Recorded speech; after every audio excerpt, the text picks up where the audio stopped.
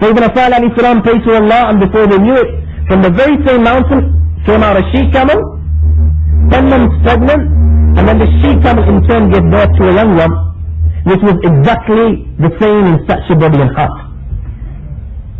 This was the miracle of Sayyidina Salih alayhi salam. Every prophet has performed a miracle by Allah's need in support of his claim that he is the messenger of Allah. Our beloved Nabi sallallahu alayhi wa sallam was no exception. The Ahlul Siyar, the historians write that our beloved Nabi sallallahu alayhi wa sallam performed around 3,000 miracles. The hadith in Sahih al-Bukhari, Sahih Muslim, a group of disbelievers came to Nabi alayhi salatu wa salam and said, if you truly are the messenger of Allah, split the moon into 2 pieces. Nabi alayhi salatu wa salam asked, will you believe in my prophethood if I'm able to do this? They agreed. So we will believe. Nabi alayhi salatu wa salam prayed to Allah subhanahu wa ta'ala. His prayer was answered. He pointed towards the moon, and the moon was in 1 piece, no more. Half the moon was on one side of the mountain, and the other half was on the other side of the mountain. And then Nabi alayhi salatu wa salam called these disbelievers by name, so that they be a witness to this event. And now they saw the splitting of the moon. They saw that half of the moon is on one side of the mountain, and the other half is on the other side of the mountain. But in spite of this, they said, this is magic. Now Abu Jahl said that what we will do is ask those who live outside Makkah, because if this is magic, then those living outside Makkah will not be affected by this. So every time somebody came from outside Makkah, somebody came from outside Arabia, they asked them whether they saw the splitting of the moon, and they would confirm that yes, we saw the splitting of the moon into 2 pieces. Now this miracle of Rasulullah was not just restricted to Arabia. People saw it from different parts of the globe. If you look inside the book Tariq al-Farishta, it is written that when the Raja of Malabar heard of this event from the Muslims, he caused an inquiry to be made by the scholars of his religion. To the age Nabi alayhi salatu wa salam was made a prophet. The Brahmins conducted a research, and their research led them to the confirmation of the splitting of the moon, and the Raja of Malabar embraced Islam.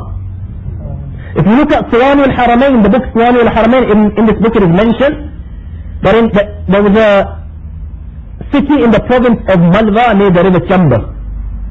The Raja of this place was sitting on the roof of his palace, and he witnessed the splitting of the moon into 2 pieces. And then he saw the moon go back together again into 1 piece.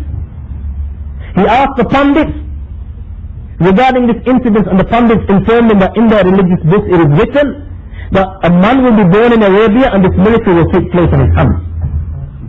He sent a messenger to Nabi alayhi salatu wa salam, and he embraced Islam. And Nabi alayhi salatu wa salam named this Raja as Abdullah, and his grave exists to this very day outside the city of Bahar, and people visit his grave. So this miracle of Rasulullah sallallahu alayhi wa sallam was seen by all the people in the world from different parts of the globe. Another miracle, the hadith in Sahih Bukhari, Sahih Muslim, narrated by Sayyidina Abu Hurairah radiallahu ta'ala, he says, the Nabi alayhi salatu wa salam said that the hour will not come till a great fire will which come out of Hijaz, and it will shed light on the neck of the camels travelling from Syria, in the land of Syria to Busra. This is what Nabi alayhi salatu wa salam predicted. 600 years after Nabi alayhi salatu wa salam died,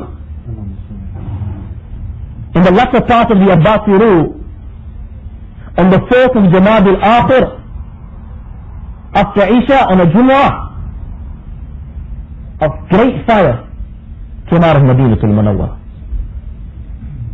This fire was like a huge city in which its tower and fort were appearing.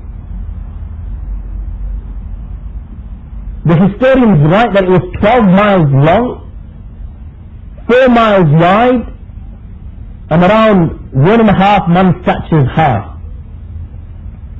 It flowed like a flood, and it thundered like lightning. They write that it had a strange characteristic that it would burn stone, the mountains dissolved and flowed like powder.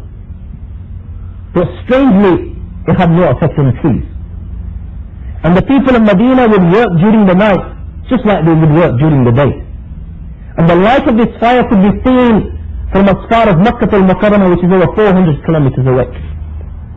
So Nabi alayhi salatu wasalam predicted, and this prediction came true after 600 years. Nabi alayhi salatu wasalam left this world. So every prophet that has come has performed a miracle. Now, Mirza Gulam Ahmed Qadiani also knew this, that every prophet that has come has performed a miracle. Now, to justify his claim to prophethood, he also claimed to have performed miracles. So Prophet Nabi alayhi salatu wasalam, he claimed to have performed 10,000 miracles. You can see this in his work, Brahini Ahmadiyya, volume 5, page 56. Let us look at some of his miracles or some of his predictions. Before we do so, listen to what he's written. He writes, you can find this, Marginal Note Arba'in, number 4, page 30, by Mirza Gulam Ahmed Qadiani. He writes, if out of my 100 predictions, one turn out wrong, then I will admit that I am a liar. Ruhani Khazain, volume 19, page 288. To judge my truthfulness or lies, there is no better test than my prophecies. Ayn Kamalat Islam, page 288. Let it be known to unbelieving persons that my truthfulness or falsehood will be judged by my prophecies. There is no other touchstone for it. Basically straightforward. But if one of my predictions goes wrong, then I am a liar. Then I am not a prophet of Allah, I am lying.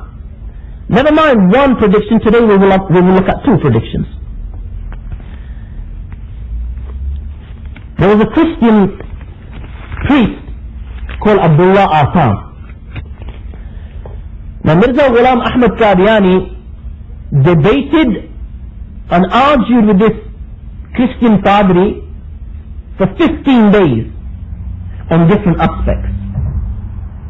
15 days they argued and debated, but the so-called prophet of Qadian was unable to defeat this Padri. Now he's unable to defeat this Padri after 15 days. He predicts and prophesizes that within 15 months of this day, this Christian Padri will fall into Hawiya. Hawiya is hell.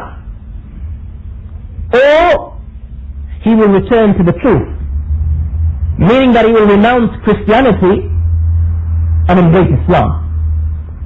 But one of two things will definitely happen. Either he will die and his abode will be hell, or either he will renounce Christianity and embrace Islam.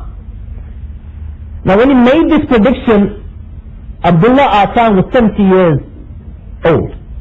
He was 70 years old.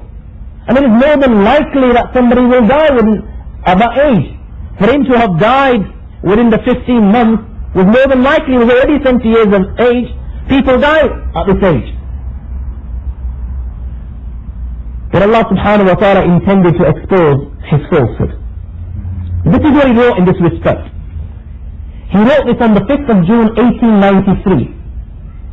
So if we work out 15 months from the 5th of June 1893, we've got July, August, September. 3 months. The following September, another 12 months. That is 15 months. So the 5th of September 1894, Abdullah Asan should have died, or either he should have renounced Christianity and embraced Islam. This is what he wrote.